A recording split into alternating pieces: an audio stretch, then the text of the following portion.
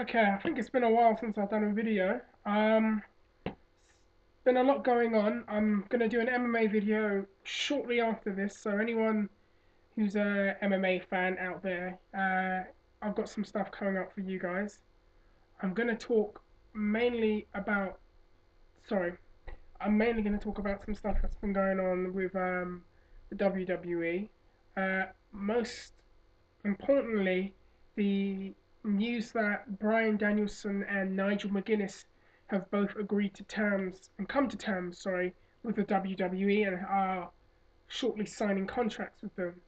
Um, for a lot of people out there who may know me or who may have spoken to me, may be surprised to know that I've been a long term fan of Ring of Honor since it started back in 2002, I believe. And one of the first matches I remember seeing had Super Crazy in it, and Eddie Guerrero wrestling Amazing Red, and the Iron Man match, for anyone who remembers it, with Brian Kendrick, Doug Williams, Christopher Daniels, and Loki, which was absolutely awesome. And it filled a void there. Anyway, um, the talk now is McGuinness and Danielson signing to WWE, and that's what I want to talk about. Um, my thoughts are I think this is a sound move by the WWE. I think this was a competitive move, anyways. Um, I know a lot of people are going to say, notably PS Power, that Ring of Honor are not a competitor, and I do agree with him to the extent that they're not the same kind of powerhouse that the WWE are. But Ring of Honor have made a move to Monday nights, and I do think the WWE are aware of this. They have to be aware of everything that goes on in the wrestling world, but they are aware of this, and what they're doing is they're watching the show and they're keeping up to date with what's going on there to see if there's anyone in there that they can take, that they can use themselves to prevent them to really get to prevent their star from blowing up in Ring of Honor and maybe doing something there. I think that was a strategic move by the WWE, and from all accounts, apparently it was. And from all accounts, and from what I've read, the talk in the WWE is that the creative team need to watch the Ring of Honor shows that are going to be airing on HDNet and come up for ideas for guys that they feel that are WWE ready. So don't be surprised if we see more and more Ring of Honor talent within the next year get signed over. And this isn't the first time, by the way, anyway, because we've seen CM Punk go over. He's had some success there. We've seen Colt Cabana. He wasn't so successful. In fact, he jobbed for most of his WWE career. He had some success in OVW and in FCW. He was over there, but they didn't really do much for him when they brought him on TV. Evan Bourne, the jury is still out on.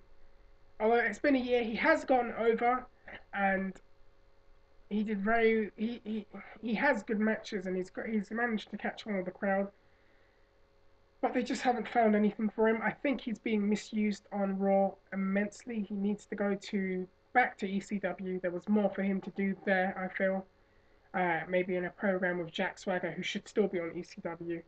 But what I think could happen with the two, McGuinness and Danielson, going there is interesting. I think uh, Danielson's got some good options there. I think he'll probably end up on SmackDown or ECW. I don't see him going to Raw.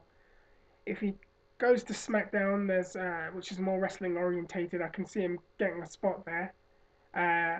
ECW, I think there's even more of a spot for him there to maybe become a babyface on that show.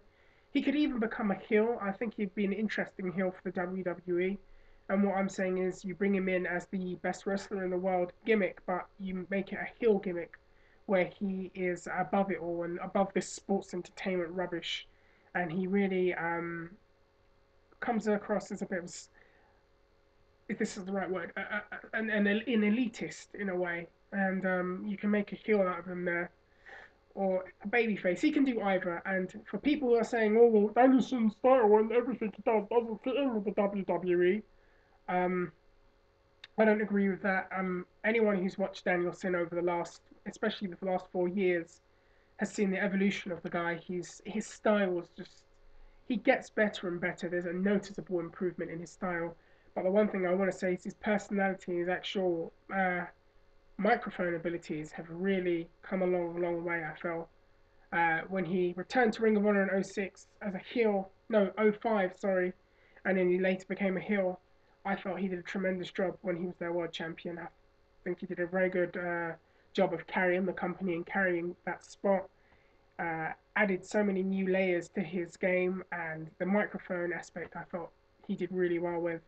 And he can carry himself in a promo. I'm not calling him The Rock or Dusty Rhodes, but I'm saying he's someone that could carry himself on a promo a lot better than other talent. And the same goes for Nigel McGuinness. I think McGuinness is the better of the two on the microphone and a stronger character. He has more of a look because he's got the kind of English punk rock look going on there, and he's had the style for a long time. And I think from a business move, this was a sound investment because McGuinness is a British wrestler, and with Regal kind of getting on and Paul Burchill not really taking off, I think signing McGuinness was a sound move, and I could see him getting a pretty decent push down there.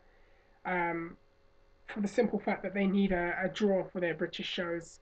And if McGuinness can catch on, and you know what the British fans are like, they'll leech onto anyone that's considered their own. If McGuinness goes there and he has success there, they've got a draw now for their European tours, especially when they go to the UK. They can use him to headline all their UK shows. So I think that was part of the reasoning there. And I'm going to stop right now for that. I know it's a bit short because it's been a while.